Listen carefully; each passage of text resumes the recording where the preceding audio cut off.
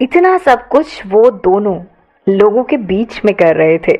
अक्षय ने जैसे ही इधर उधर देखा तो उसे ये ध्यान आया कि ओ गॉड, वो इतने सारे लोगों के बीच में है और सब कोई नव्या और अक्षय को देख रहे हैं।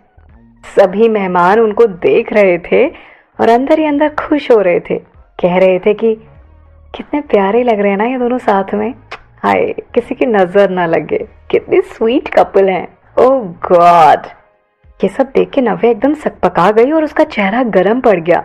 दोनों एक दूसरे में इतना खो गए थे कि वो दोनों ये भूल गए कि वो दोनों एक पार्टी में हैं। हालांकि उन्हें सबके सामने इतना क्लोज होने पर थोड़ी शर्मिंदगी महसूस हुई और ये देख नव्या ने अचानक से अक्षय को धक्का दिया और ऊपर की तरफ भाग गई।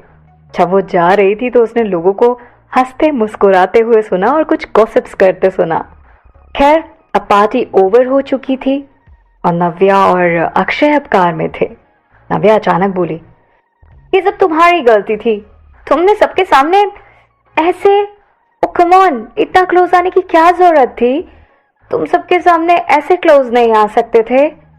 नव्या लगातार अक्षय को ब्लेम करे जा रही थी उन सब चीजों के लिए जिसकी वजह से उसे शर्मिंदा होना पड़ा। वो लोगों की गॉसिप्स का टॉपिक हो गई थी और बातों बातों में, शिकायतों शिकायतों में नव्या अक्षय की बाजुओं पर मारे जा रही थी। वैसे तो इन सब बातों से अक्षय को कोई फर्क नहीं पड़ता था, पर आज जो कुछ भी हुआ था और जिन हालातों में हुआ था, अक्षय को वाकई में काफी रिग्रेट हो रहा था। देखो, आई नो जो हुआ उसे मैं ठीक नहीं कर सकता, पर तुम इतना सोचो मत, क्योंकि इन सब चीजों को सोचने में कोई फायदा नहीं है। और वैसे भी तुम्हारी एंगेजमेंट पार्टी थी और अगर हमने थोड़ा सा क्लोजनेस दिखा भी दी तो what's wrong? After all you are my fiance baby. Akshay ने इस तरीके के एक्सप्रेशन देखकर ऐसा बिहेव किया कि जैसे उसे कोई फर्क ही नहीं पड़ा। थोड़ी देर में दोनों अक्षय के घर पहुंच गए और अक्षय ने कार गैराज में पार्क कर दी। दोनों कार से निकले और लिफ्ट की तरफ बढ़ गए। अक्षय फिर से नव्या की तरफ बढ़ा और पीछे की दीवार पर हाथ रखकर बोला, देखा, ये तो कुछ भी नहीं था। नव्या ने इतना सुना और फिर से शर्माने लगी और कोशिश करने लगी उसकी बाहों को हटाने की। तुम्हारे लिए कोई बड़ी बात नहीं होगी, पर सब तुम्हारी तरह नहीं होते ना अक्षय। उन दोनों की बातों के बीच में लिफ्ट कब उनके फ्लोर पर पहुंच गई उन्हें पता ही नहीं चला। हालांकि जब दोनों की बातें पूरी हो गई तब उन दोनों को ध्यान आया कि लिफ्ट उनके फ्लोर पर पहुंच चुकी है। उसके बाद वो दोनों बाहर निकले। दरवाजे के पास पहुंचे तो नव्या ने अपना हाथ स्कैनर के ऊपर रखा ताकि लॉक खुल जाए और तभी अक्षय का फोन बजने लगा। फोन पर अक्षय की मॉम का कॉल आ रहा था। फोन को देखते ही अक्षय के सिर में दर्द होने लगा, जैसे मानो कुछ बुरा होने वाला हो। खैर, दरवाजा खुला और वो दोनों अंदर गए। उधर से फोन पर माँ की आवाज आई और माँ ने कहा, अक्षय बेटा, वो मैं तुम्हें एक बात तो बताना भूल गई।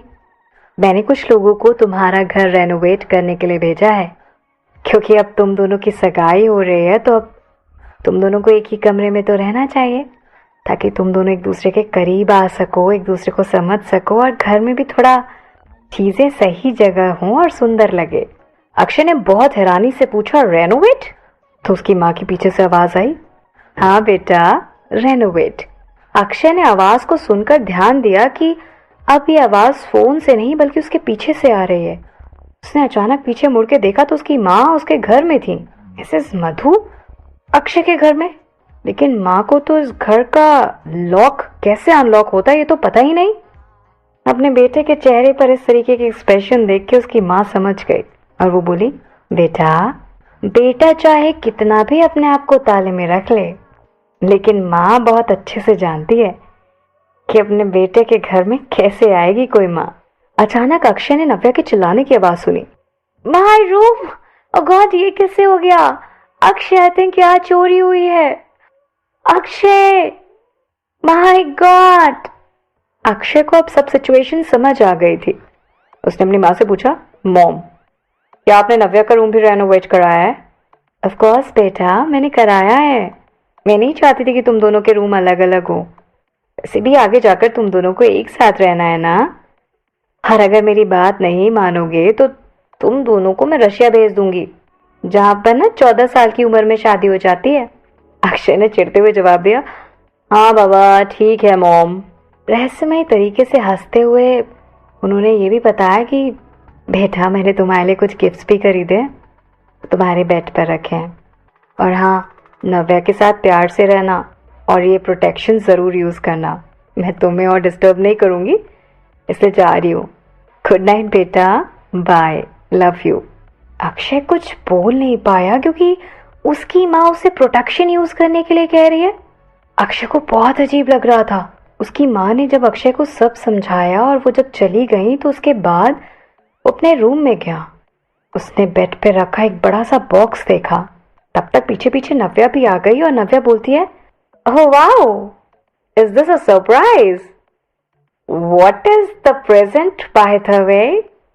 नव्या बहुत एक्साइटेड थी और उसने बहुत एक्साइटमेंट में उसे खोलने की कोशिश की, पर जब उसने बॉक्स खोला तो उसे अजीब सा झटका लगा। And she said, adult magazines? Oh God,